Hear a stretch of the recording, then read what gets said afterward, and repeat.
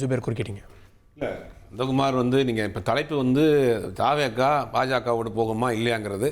திமுக எதிர்ப்பை எப்பயும் போல பேசுகிற மாதிரி இப்போ கடக்கடன் பேசிட்டார். தமிழ்நாட்டில் சட்டம் ஒழுங்கு கெட்டு போச்சு, பெண்களுக்கு பாதுகாப்பு இல்லை, போதைப் பொருட்கள் தாராளமாக புழங்குங்கிற ஒரு நரேஷன் தேர்தல் பிரச்சார யுக்தியை கிடைக்கிற நேரத்தில் பயன்படுத்துகிறார். இன்னைக்கு சாயங்காலம் வர்றதுக்கு முன்னாடி ப்ரெஸ் மீட் கொடுத்துருக்காங்க. உள்துறை செயலாளரும் டிஜிபியும் சேர்ந்தே கொடுத்துருக்காங்க. 2022 இந்த 2025 வரைக்கும் இருக்கக்கூடிய குற்ற ஆணவங்கள் குறைந்திருக்கு, ரெக்கார்டு குறைந்திருக்குங்கிற புள்ளி விவரத்தோடு சொல்லியிருக்காங்க.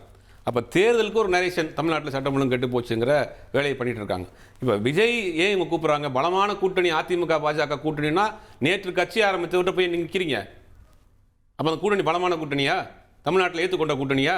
தைரியமா நிற்க வேண்டிய ஒரு தேசிய கட்சி, ஒரு மாநில கட்சி, தமிழ்நாட்டின் எதிர்கட்சி. அவங்க யாரை கூட்டணி சேர்க்கணும் நீங்க முடிவு பண்ண முடியாது. இல்ல ஓபிஎஸ் கூட்டணியில சேர்க்கறாங்க, தேமுதிகவை சேர்க்கறாங்க. பலமான கூட்டணியாங்கிறதா சிக்கல். யாரும் சேர்க்கலாம். இப்போ திமுக 1-2 கட்சி சேர்க்கலாம், அதிமுக 1-2 கட்சி சேர்க்கலாம். ஆனால் பலமான கூட்டணி என்று சொல்றவங்க ஏன் நேதரு சித்தாந்தம் சொல்றவரத்தோ ஏன் உள்ள கொண்டு வரீங்க? இப்போ நீங்கள் பார்த்தீங்கன்னா ஆரம்பத்துலேருந்து தாவேகா கட்சியை பொறுத்த வரைக்கும் முன்னே விசிகாவை கூப்பிட்டாங்க, அப்புறம் அதிமுகவை கூப்பிட்டாங்க, அப்புறம் காங்கிரஸை கூப்பிட்டாங்க, யாருமே போல. இப்போ பாஜகவோடய போயிட்டாங்க. அப்போ திமுக அந்த மாதிரி எல்லாரும் எதிர்த்து சித்தாந்தத்தில் உங்களை கூப்பிட்டு இருக்காங்களா? திமுகவில் இருக்கக்கூடிய கூட்டணிக்கும் அதிமுகவில் இருக்கக்கூடிய கூட்டணிக்கும் நிறைய வித்தியாசங்கள் இருக்கு. அதிமுகவில் இருக்கக்கூடிய கூட்டணிகள் முரண்பாட்டின் மொத்த உருவம். இல்ல அதுல இன்னொன்னு சொன்னாரு, யார் இபிஎஸ் ஏத்துக்கிறாங்களோ அவங்க தான் இங்க வர முடியும் அப்படின்னாரு. அப்ப யார் தடுக்கிறா? அங்க அவர் தான் இபிஎஸ் தான் தடுக்கிறார். தான் முதலமைச்சருங்கிறது திருப்பி சொல்றாரு. இன்னைக்கு கூட சொல்லியிருக்காரு. விஜய் இன்னைக்கு ஆதவர்ஜினா பேசியிருக்காரு. எங்க தலைமை ஏத்துக்கிறவங்க வரணும்னு அவர் சொல்றாரு. அப்ப இந்த கூட்டணியே குழப்பமானதா இருக்கு. பட் செங்கோட்டை அதை ஏத்துக்கு வரான்னு தெரியல. செங்கோட்டையன் இபிஎஸ் முதலமைச்சர் வேட்பாளர் 14ஆம் தேதி நைட்டு கிளம்பி 15ஆம் தேதி போறாரு. போயிட்டு வரப்போறதான் தெரியும். இப்போ என்ன டிமாண்ட்ல இருக்கு திரு பிரகாஷ்? முதலமைச்சர் வேட்பாளர் அப்படின்றதுலேயே ஒரு குழப்பம் இருக்கா? ஏன் இபிஎஸ் அதை மறுக்கிறாரு? இன்னொரு ஃபார்முலா சொல்றாங்க 2.5 வருஷம்னு. அதுக்கெல்லாம் வாய்ப்பு இருக்கா என்ன?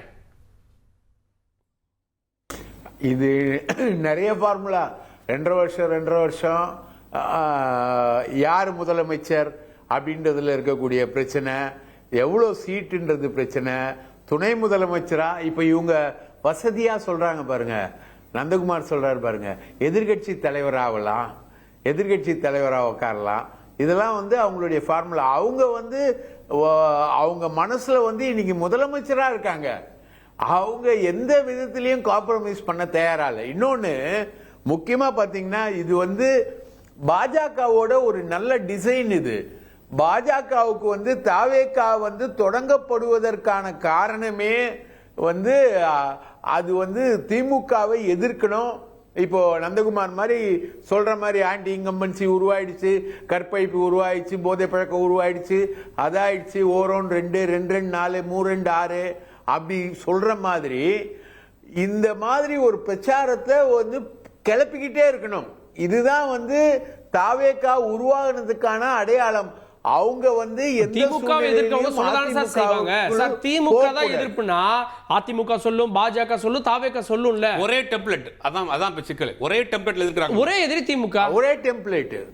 இல்ல இன்னைக்கு பாருங்க, இன்னைக்கு திமுக நாளைக்கு பேசுறாரு. எல்லாம் ஸ்கிரிப்ட் டெல்லில இருந்தா வருது. ஒரே டெம்ப்ளேட் தான். இன்னைக்கு இதுதான் சொல்லும். இதே ஒரே டெம்ப்ளேட் தான். இவங்க தாவேகாவுடைய டோட்டல் திமுக ஓட்டுகளை நீ பிரிக்கணும். இப்ப ரம்ஜான் நோம்பு நடத்த போறாரு இன்னும் 2-3 நாள்ல அண்ணன் விஜய். இவங்களோட ஒரே டெம்ப்ளேட் மைனாரிட்டி ஓட்டுகளை பிரிக்கணும், திமுக ஓட்டுகளை பிரிக்கணும். ஆனா பாஜக எதிர்பார்க்காதது என்னன்னா, இப்போ ஒருவேளை எடப்பாடி பழனிசாமி பாஜகவை கழட்டி விட்டுட்டு தாவேகாவோட போயிடுவாரோ அப்படின்ற ஒரு சந்தேகம் பாஜகவுக்கு வந்திருக்கு. அதனாலதான் சிபிஐ என்கொயரின்னு கூப்பிட்டு உட்கார வச்சு வேப்பில் அடிக்கிறாங்க. இதுதான் நிலவரம்னு வச்சுக்கோங்களேன். சிபிஐ என்கொயரியோட பின்னணி அதுதான். இந்த டேர்ம்ஸ் எல்லாமே பேசப்படுதுங்க. 2.5 வருஷம், 3 வருஷம், 4 வருஷம் எல்லாமே பேசப்படுது. இந்த டேர்ம்ஸ் எல்லாமே பேசப்படுது. ஆனா இதுக்கு எதுக்கும் இவங்க ஒத்துக்கல. எல்லாத்தையும் லிசன் பண்ணிக்கிட்டு இருக்கானுங்க. எல்லாமே ஆன் தி ஆன்வில் தான். எதுவுமே ப்ராடக்டாவே மாறல. அதிமுகவுக்கு டெஸ்பரேட். அதிமுகவில் போட்டியிடுவதற்கு ஆட்களே கிடையாது. மந்திரிகள் போட்டியிட தயாரா இல்ல. மாவட்ட செயலாளர், ஆமாங்க, என்ன சொல்றீங்க? பல தொகுதிகள்ல முக்கியமான ஆட்கள்லாம் தாவேகா வரலன்னா போட்டியே போட மாட்டாங்க. அந்த நிலைமை தான் எவ்வளவு பேரு நாமினேஷன் தாக்கல் பண்ணாங்க, அதிமுக தான் அதிகமா பண்ணாங்க சார். அதெல்லாம் சார் அதெல்லாம் இருக்கு சார். பல கட்சிகள்ல உறுப்பினர் சேர்க்கையில ஓட்டர் லிஸ்ட வச்சு உறுப்பினர் சேர்க்கை போடுவாங்க சார். அதெல்லாம் வந்து அவங்கலாம் உறுப்பினர்கள்னு அர்த்தம் கிடையாது. அந்த மாதிரி இதுல வந்து பல டிராமாக்கள் நடக்கும். தாவேக்காலேயே வந்து ரொம்ப கம்மியா தான் வந்திருக்கு இந்த முறை. அதனால இவங்க 2 பேரும் சேர்றதுன்றது வந்து 2 பேரும் புழைக்கணும்னா கடல்ல மூழ்கிறவன் கட்டையை பிடிக்கிற மாதிரி கதை தான் தாவேக்காவும் அதிமுகவும். ஆனா இத பாஜக விரும்பல. அதான் உண்மை. ஓகே நந்தகுமார், விஜய் வர்றத இபிஎஸ் தடுக்கிறாரோ அப்படின்ற ஒரு தியரி எழுப்புறாங்க. யார் முதலமைச்சர்னு ஒரு கேள்வி வரக்கூடாது, இல்ல 2 வருஷம் அப்படின்றதெல்லாம் வரக்கூடாதுன்னா அப்போ இபிஎஸ் தான் தடுக்கிறாரா? இல்லை, பிரகாஷ் அவர்கள் வந்து பத்திரிகையில் கட்டுரை எழுதுகிற மாதிரி இங்கேயும் நிறையா கட்டுரைகள் எழுதுறாரு. இப்போ இபிஎஸ் வந்து அவர் வந்து என்டிஏ கூட்டணியினுடைய தலைவராக இருக்காரு. அந்த தலைவராக இருக்கிறவர் அவருடைய தலைமையை ஏற்றுக்கிட்டு வரவங்க தான் உள்ளாரா. அம்மா மக்கள் முன்னேற்ற கழகத்தினுடைய தினகரன் அவர்களே இவருடைய தலைமையை ஏற்றுக்க மாட்டாங்கும் போது அவர் நான் வெளியே போனார். இன்னைக்கு அவருடைய தலைமையை ஏற்றுக்கணுங்கிறதுக்கு அப்புறம் அவர் உள்ளார வராரு. அப்போ அந்த கூட்டணியினுடைய முதல்வர் வேட்பாளர் என்டிஏவினுடைய தலைவர் தமிழகத்துக்கு எடப்பாடி பழனிசாமி அவர்கள் தாங்கிறது வந்து எத்தனை தடவை தான் அவங்க சொல்லிட்டு இருப்பாங்க. அப்ப விஜய் அவர்கள் வந்து நாங்க ஏன் இபிஎஸ் சிஎம் ஆகணும், நாங்க முதலமைச்சர் வேட்பாளர் ஆகணும் தெளிவுபடுத்துறாங்களே சார். பேனர்ல போட்டோ கூட வைக்கல. இல்லைங்க, அதைத்தான் சொல்றேன். அதைத்தான் நான் சொல்ல வரேன். அந்த மாதிரி ஏத்துக்கலன்னா அவங்க அந்த கூட்டணியிலேயே வாய்ப்பு இல்லைங்கிறேன்.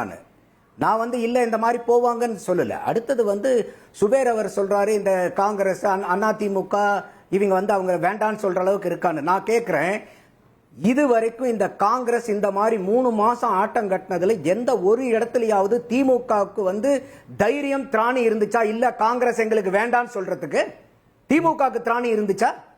எப்படியாவது இருந்தாலும் கூட்டிட்டு வந்து 3 மாசம் போராடி அம்மையார் கனிமொழி அவர்களை டெல்லிக்கு அனுப்பிச்சு அவர் அனுப்பிச்சு எவ்வளவு பண்ணி காங்கிரஸ் இல்லனா இன்னைக்கு திமுக இல்லைங்கிற அளவுக்கு தானே சார் போய் காங்கிரஸ் சரணாகதி அடைஞ்சிருக்குது திமுக. ஏன் அந்த காங்கிரஸ் தாவேக்க கூட வரல? ஏன்னா காங்கிரஸ் வந்து திமுகவையே அடிமையாக வைக்கிறதுக்கு வாய்ப்பு இருக்கு. ஒரு கட்சியோட தொடர்ந்து தோத்துக்கொண்டே நீங்க பாஜக கூட கூட்டணி வச்சிருக்கீங்க. யார் கொள்கை ரீதியான கூட்டணி வச்சிருக்கா? ஒரு நிமிஷம், நம்ம நாகரிகமா பேசினா நல்லா இருக்கும். நான் பேசும்போது நீங்க குறுக்கால வந்தீங்கன்னா நான் வந்து ஆன்லைன்ல இருக்கறனால எனக்கு ஒண்ணுமே கேட்காது. அப்போ இந்த மாதிரி இருக்கும்போது இன்னைக்கு திமுகக்கு ஏன் அந்த தைரியம் வரல? காங்கிரஸ்க்கு வந்து காங்கிரஸ் திமுகவை மிரட்டி காங்கிரஸ் பணிய வச்சிருச்சு. அதனால தாவேகா கூட போகணுங்கிற அவசியம் ஏற்படல. திமுக மிரட்டி கூட்டணி வந்து எந்த அளவுக்கு பிரதானமான கூட்டணி 3 சீட் வாங்கிட்டாங்க. அப்படிதானே சார்? எக்ஸ்ட்ரா 3 சீட் இல்ல சார். நீங்க பீகார் ரிசல்ட் வந்ததுல இருந்து நீங்க பேசினது எல்லாமே காங்கிரஸ்க்கு 18 சீட். அதெல்லாம் நீங்க கவனிக்காம போயிட்டீங்களா? அப்ப 18 அது யார் பொதுவெளியில சொல்லலையே சார். நம்ம தான் பேசிட்டோம், ஊடகங்கள பேசிட்டோம். நம்ம எல்லாம் பொதுவெளியில. அப்ப எதை வச்சு ஊடகத்துல பேசினாங்க? எல்லாமே அவங்கவங்க வந்து கனா கண்ட மாதிரி பேசிட்டு இருந்தாங்களா ஊடகத்துல? என்ன பேசப்பட்டதோ அதைத்தானே சார் பேசணும். அப்ப இல்ல ரெண்டாவது அடுத்தது திமுக இல்ல ஒரே நிமிஷம் இந்த பாயிண்ட் சொல்லிடுறேன். திமுக கூட்டணி வந்து சூப்பர் கூட்டணின்னு சுபேர் சொன்னாரு. அப்படி இருக்கிற மாதிரி இருந்தா 2019 கம்யூனிஸ்டுக்கு சிபிஐக்கு எதுக்கு சார் 15 கோடி கொடுத்தீங்க? சிபிஎம் எதுக்கு 10 கோடி? கொங்கு நாடு மக்கள் ஈஸ்வரனுக்கு எதுக்கு 15 கோடி? 40 கோடி ரூபாய் கொடுத்து கட்சி கூட்டணி சேர்த்த வேண்டிய கட்டாயம் என்ன? கொள்கை கூட்டணி. அடுத்தது இவர் இப்படி முத்தரசன் சொல்றாரு. முத்தரசன் சொல்றாரு கம்யூனிஸ்ட் கட்சில யாரும் இல்லங்க. திமுக உடைய பூத் ஏஜென்சிக்கு திமுக கொடுத்த காசு தான் அது. இல்ல முத்தரசன் என்ன சொன்னார்? அவரு நாங்க நாச்சுக்கு வந்து அக்கவுண்ட்ல வாங்கணும், மத்த திமுக கூட்டணியில் இருக்கக்கூடிய எல்லா கட்சியும் காசு வாங்குச்சு, நாங்க அக்கவுண்ட்ல வாங்கணும், மத்தவங்க எல்லாம் அண்ணா அக்கவுண்ட்ல வாங்கலாம்னு ஐயா முத்தரசன் பேசினாரு. எந்த கூட்டணி கட்சியாவது அதை மறுத்துதா? இதுதான் கொள்கை கூட்டணியா உங்களுக்கு? அடுத்தது பிரகாஷ் அவர்கள் வந்து தமிழ்நாட்டுல வந்து பெண்களுக்கு பாதுகாப்பு இல்லாத மாதிரி இருக்கு, பிரச்சனைகள் இருக்குதுங்கிற மாதிரி சொன்னார். அவர் பத்திரிகையாளர் தெரியாதா? இப்ப நமக்கு தெரிஞ்ச விஷயங்கள்லாம் ஐயா பிரகாஷ்க்கு தெரியலன்னா பத்திரிகையாளரா இருந்து மக்களுடைய பிரச்சனைகளே தெரியலன்னா எப்படி இது? கேப்போம் ஒரே நிமிஷம். நான் திரு குமார் இப்போ அது பத்திரிகையாளர் நமக்கு எப்படி இது ஏத்துக்கிறது? அப்புறம் வந்துறேன். பியூஷ் கோயல் சொல்றாரு இபிஎஸ் என்னோட இபிஎஸ்க்கு நல்லா தெரியும்ன்றாரு. அப்படின்னா இபிஎஸ் சம்மதிக்க வைக்க என்டிஏ தலைவர்கள் முயற்சிக்கிறாங்களா விஜய் உள்ள கொண்டு வரணும்னு? சார், கூட்டணியில பொதுவான ஒரு கருத்து, அதாவது 50-50 சான்ஸ் இருக்குது.